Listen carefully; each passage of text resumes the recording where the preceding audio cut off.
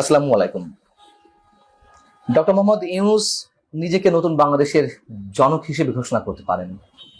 Doctor Mohammad Yunus নিজের সম্মান বাড়িয়ে বঙ্গবন্ধুর সম্মান কমিয়ে তার সমপর্যায়ে যেতে পারেন বা তাকে সেই পর্যায়ে নিয়ে যাওয়ার একটা চেষ্টা সরকারের পক্ষ থেকে রয়েছে। এটি আমাদের সামনে দিনে দিনে স্পষ্ট হচ্ছে। তিনি যে তার রিসেট বাটনের মাধ্যমে মুক্তিযুদ্ধের সব ইতিহাস মুছে ফেলার চেষ্টা করছেন, এরকম অভিযোগ দীর্ঘদিন ধরে রয়েছে। আমাদের মনে হয় আমার এই ধারণার মধ্যে আর সীমাবদ্ধ থাকতে চলবে না, আমাদের ধারণাকে সম্প্রসারণ করা প্রয়োজন। প্রিয় দর্শক, আপনারা জানেন যে সরকারের যে নতুন অধ্যাদেশ জারি করা হয়েছে মুক্তিযোদ্ধাদের বিষয়ে, সেখানে বঙ্গবন্ধু শেখ মুজিবুর রহমান, সৈয়দ নজরুল ইসলাম, তাজউদ্দিন আহমেদ, কামরুজ্জামান, ক্যাপ্টেন মনসুর আলীর মতন যারা মুক্তিযুদ্ধের সংগঠক নেতা, তাদেরকে মুক্তিযোদ্ধা হিসেবে তালিকা থেকে তাদের নাম বাদ দেওয়া হচ্ছে, তাদেরকে উল্লেখ করা হচ্ছে মুক্তিযুদ্ধের সহযোগী শক্তি। ডক্টর মোহাম্মদ ইউনূস কিভাবে নিজেকে জাতির জনক, মানে নতুন বাংলাদেশের জনক ঘোষণা করতে পারেন অথবা বঙ্গবন্ধু সমপর্যায়ে যাবেন, আমি সে বিষয়ে একটু ব্যাখ্যা করব। তার আগে এই গেজেটটা সম্পর্কে তো আপনারা নিশ্চয় জানেন। তো এই গেজেটে বলা হচ্ছে যারা রণাঙ্গনে সরাসরি অস্ত্র হাতে যুদ্ধ করেছেন কেবল তারাই মুক্তিযোদ্ধা। এখন বিএনপির প্রতিষ্ঠাতা জিয়াউর রহমান, সাবেক রাষ্ট্রপতি, তিনি তো অবশ্যই কমান্ডার ছিলেন। তার অকুতোভয় সাহস সম্পর্কে আমরা জানি, তিনি তো সেই হিসেবে মুক্তিযোদ্ধা। এই জন্য বিএনপি এখন কিছু বলবে না। তবে এগুলো যে আমাদের জন্য কতটা বুমেরাং তা বোধ হয় বিএনপি বুঝতে পারছে না। একটা যুদ্ধের সর্বাধিনায়ক তিনি মুক্তিযুদ্ধ হবেন না, মানে ধৃষ্টতা, ফাজলামত একটা সীমা আছে। মুজিবনগর সরকারকে এই গেজেটে স্বীকৃতি দেওয়া হয়েছে, নতুন যে অধ্যাদেশ। আবার সেই মুজিবনগর সরকারের যে ঘোষণাপত্র ছিল, সেই ঘোষণাপত্রে কি বলা ছিল শেখ মুজিবুর রহমান সম্পর্কে, বঙ্গবন্ধু সম্পর্কে? সেখানে বলা ছিল যে প্রেসিডেন্ট নবগঠিত বাংলাদেশ সরকারের সকল আর্মড ফোর্সেসের সুপ্রিম কমান্ডার, এবং এর সরল অনুবাদ হলো সর্বাধিনায়ক।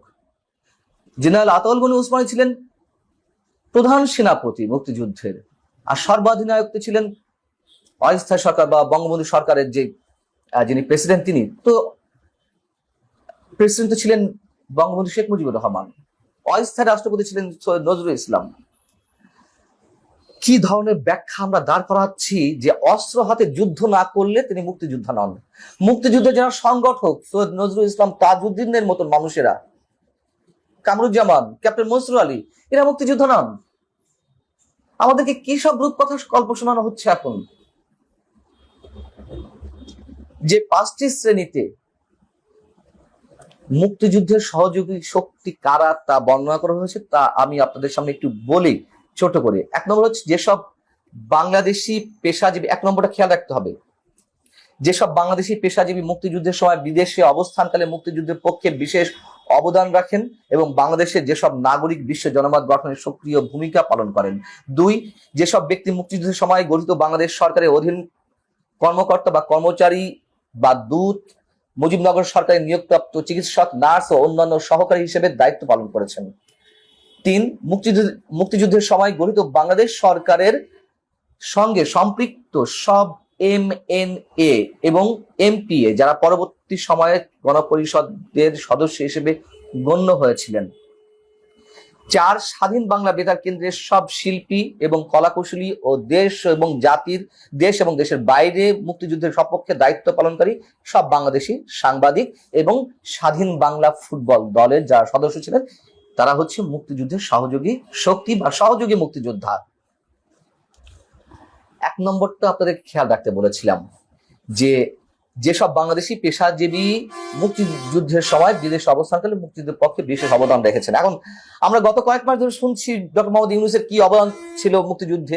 তিনি যুক্তরাষ্ট্রে অবস্থান করছিলেন, তিনি সেই সময় ছাত্র ছিলেন, না কি কাজ করছিলেন, সেই সময় তিনি অর্থ সংগ্রহ করেছেন মুক্তিযোদ্ধাদের জন্য, এরকম একটা বয়ান আমরা শুনতে পাচ্ছি। সেই হিসেবে তিনি নিশ্চয়ই এখন সহযোগী মুক্তিযোদ্ধার স্বীকৃতি পাবেন। আবার বঙ্গবন্ধুর মতো মানুষদেরকে সহযোগী মুক্তিযোদ্ধার তালিকায়, মানে নামের তালিকায় নামিয়ে আনা হয়েছে। তাহলে বঙ্গবন্ধু এবং ডক্টর মোহাম্মদ ইউনূস সমপর্যায়ে চলে গেলেন। এবং তিনি সহযোগী মুক্তিযোদ্ধা থেকে নতুন বাংলাদেশ বিনির্মাণের, কথিত বাংলাদেশ বিনির্মাণের যারা শক্তি, যে ছাত্ররা যাদেরকে বিপ্লবী হিসেবে উল্লেখ করা হচ্ছে, মাস্টার মাইন্ড হিসেবে উল্লেখ করা হচ্ছে, তাদের নেতৃত্ব ডক্টর মোহাম্মদ ইউনূস ঘোষণা করে ফেলা হতে পারে ডক্টর মোহাম্মদ ইউনূস নতুন বাংলাদেশের জনক। ফারুকী আজম বর্তমান যে মুক্তিযোদ্ধা বিষয়ক উপদেষ্টা, তিনি তো ডক্টর মোহাম্মদ ইউনূসের যে বিশেষ বিশেষ এনজিও রয়েছে তার একটি কর্তৃত্বের অধিকারী, এবং তাকে মুক্তিযুদ্ধ বিষয়ক উপদেষ্টা করা হয়েছে, মুক্তিযুদ্ধ বিষয়ক উপদেষ্টা। এই ফারুকী আজম হতে পারেন তিনি বীর উত্তম বা বীর প্রতীক, কিন্তু আহমদ সফর একটা কথা আছে, সব মুক্তিযোদ্ধাই সবসময় মুক্তিযোদ্ধা নয়, একজন রাজাকার সব সময়ের জন্য রাজাকার। আমি আর এর চেয়ে বেশি কিছু বলতে চাই না। নতুন অধ্যাদেশে মুক্তিযুদ্ধের পরিবর্তিত যে সংজ্ঞা নির্ধারণ করা হচ্ছে তার সংজ্ঞাটি এরকম, এটাও একটু খেয়াল রাখতে হবে আমাদের। মুক্তিযুদ্ধ অর্থাৎ 1971 খ্রিস্টাব্দের 26শে মার্চ হতে 16ই ডিসেম্বর পর্যন্ত একটি স্বাধীন গণতান্ত্রিক রাষ্ট্র হিসেবে বাংলাদেশের জনগণের জন্য সাম্য, মানবিক মর্যাদা ও সামাজিক ন্যায় বিচার প্রতিষ্ঠার আকাঙ্ক্ষায় হানাদার ও দখলদার পাকিস্তানি সশস্ত্র বাহিনী এবং তাদের সহযোগী রাজাকার আল বদর আল শামস, তৎকালীন মুসলিম লীগ, জামায়াতে ইসলামী, নেজামে ইসলাম এবং দালাল ও শান্তি কমিটির বিরুদ্ধে যুদ্ধ, এটাই হচ্ছে মুক্তিযুদ্ধ। এর আগে সরকার ঘোষিত যে মুক্তিযুদ্ধের সংজ্ঞায় যা বলা হয়েছিল, যে ব্যাপ্তি ছিল, তা এখানে অনেকটা কমিয়ে আনা হয়েছে। কিন্তু লক্ষ্য রাখার মতো বিষয়, এখানে জামাতে ইসলামী শব্দটা উল্লেখ করা হয়েছে, আর অনেকের মতন জামাতে ইসলামের বিরুদ্ধে যে যুদ্ধ সংগঠিত হয়েছে সেটাই মুক্তিযুদ্ধ।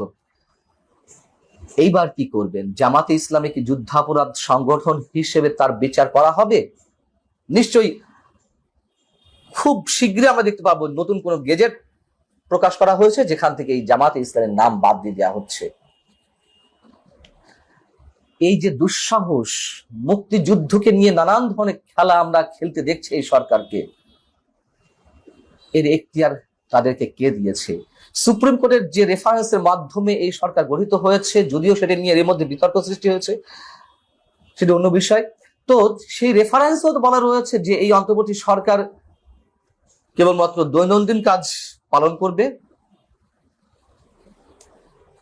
তাহলে এত বড় বড় ইস্যুতে কেন এই সরকারকে হাত দিতে হবে? এই সরকারে যারা উপদেষ্টা রয়েছেন তাদের কেউ কেউ মুক্তিযোদ্ধা হিসেবে স্বীকৃতি পেয়েছেন, যেমন ব্রতির নির্বাহী পরিচালক, এখন এই মুহূর্তে যিনি সমাজ কল্যাণ মন্ত্রণালয়ের দায়িত্বে, উপদেষ্টা দায়িত্বে রয়েছেন, শারমিন মুর্শিদ, তিনিও 71-এ রণাঙ্গনে গান গেয়ে বেরিয়েছেন, মুক্তিযোদ্ধাদের মনোবল বৃদ্ধি করেছেন, তিনি মুক্তিযোদ্ধা হিসেবে স্বীকৃতি পেয়েছেন। তার মুক্তিযোদ্ধা উপাধিটা তো আর থাকছে না, তিনি হয়ে যাবেন মুক্তিযুদ্ধের সহযোগী। প্রশ্ন করতে চাই, একজন মুক্তিযোদ্ধা হিসেবে বা মুক্তিযোদ্ধা উপাধির চেয়ে এটা সরকারের সামান্য একটা উপদেষ্টা পদ তাদের চেয়ে বড়? শারমিন মুর্শিদের সঙ্গে আমার খুবই ভালো সম্পর্ক, ব্যক্তিগত সম্পর্ক। তার উদ্দেশ্যে এই প্রশ্নটা আমি সবিনয় রাখতে চাই, কেন তারা এই ধরনের সিদ্ধান্তে বিরোধিতা করছেন না? এই যে বাজেট, এই বাজেটে একটি বিষয় সংযোজিত হয়েছে, আপনারা নিশ্চয়ই খেয়াল করেছেন, নোবেল পুরস্কারের অর্থ আয়কর মুক্ত থাকবে। নোবেল পুরস্কার সহ এরকম আরো 9টি পুরস্কার, যার মধ্যে র্যামন ম্যাগসাইসাই পুরস্কার, বুকার পুরস্কার, Pulitzer, Simon Bolivar academy award, Grammy, Emmy, golden club, কান চলচ্চিত্র যে উৎসব, তার যে পুরস্কার, এগুলো আয়কর মুক্ত থাকবে। আচ্ছা, এটি সংযোজন করার কারণ কি? কি দরকার ছিল? এদেশে নোবেল পুরস্কার তো ডক্টর মোহাম্মদ ইউনূস পেয়েছেন গ্রামীণ ব্যাংকের সঙ্গে। তিনি, আমি যতদূর জানি, তার নোবেলের মাধ্যমে যে প্রাপ্ত অর্থ সেটির উপর কোনো আয়কর দেননি বা অব্যাহতি পেয়েছেন। নতুন করে এই যে পুরস্কারগুলো আয়কর অব্যাহতির কথা বলা হলো, কি কারণে, কি উদ্দেশ্য? কারণ হচ্ছে এটি তার নোবেল নিয়ে যেন আর কোনো ভবিষ্যতে প্রশ্ন না ওঠে, অথবা তিনি যে নতুন নোবেল পাওয়ার চিন্তা ভাবনা করছেন, দেওয়া হতে পারে, পাশ্চাত্য শক্তি তাকে নতুন একটা নোবেল দিতে পারে, সেটি নিয়েও যাতে কোনো প্রশ্ন না ওঠে, আগে থেকে এই ধরনের একটা বিষয় বাজেটের মধ্যে সংযোজন করা হলো। কত গভীর সব পরিকল্পনা নিয়ে সব করা হচ্ছে আমরা বুঝতে পারছি। সেই জায়গা থেকে বলছিলাম যে নোবেল পুরস্কার বা ম্যাগসাইসাই পুরস্কার, এরকম সব পুরস্কার আয়কর মুক্ত থাকবে, আগে থেকে সংযোজিত করা হয়েছে। তাহলে আমরা খুবই স্পষ্ট ধরে নিতে পারি ডক্টর মোহাম্মদ ইউনূসও সহযোগী মুক্তিযোদ্ধা হিসেবে স্বীকৃতি পেতে যাচ্ছেন, আর বঙ্গবন্ধুর যে স্ট্যাটাস সেটি নামিয়ে আনা হলো, সমপর্যায়ে নিয়ে যাওয়া হলো, অতএব যদি আমরা ধরে নেওয়ার চেষ্টা করি ডক্টর মোহাম্মদ ইউনূস নতুন বাংলাদেশের জনক, অবাক হওয়ার কিছু থাকবে না। তবে সবকিছুরই একটা শেষ আছে। ভালো থাকুন সবাই। আল্লাহ হাফিজ।